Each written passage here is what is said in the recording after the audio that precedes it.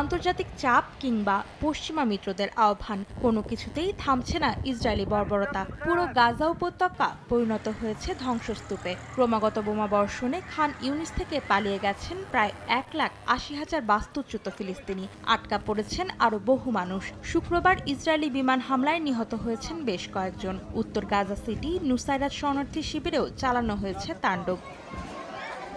এদিকে একের পর এক নিরাপদ জায়গা হারিয়ে বাস্তুচ্যুত অনেক ফিলিস্তিনি আশ্রয় নিয়েছেন কবরস্থানে। এছাড়া ফিলিস্তিনের কারাগারেও আশ্রয় নিয়েছেন বেশ কিছু মানুষ।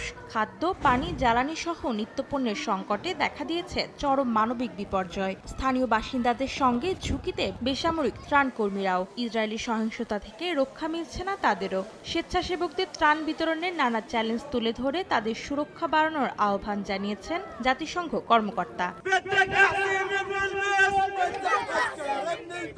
এদিকে ইসরায়েলি হেফাজতে থাকা অবস্থায় হামাস নেতা মুস্তফা মোহাম্মদ আবু আরা মারা গেছেন বলে দাবি করেছে ফিলিস্তিনি সশস্ত্র গোষ্ঠীটি। শুক্রবার ফিলিস্তিনি কর্তৃপক্ষ ও হামাস একই অভিযোগ করে যৌথ বিবৃতিতে জানায়, দক্ষিণ ইসরায়েলের একটি কারাগার থেকে হাসপাতালে স্থানান্তরিত হওয়ার পর আবু আরা মৃত্যুবরণ করেন।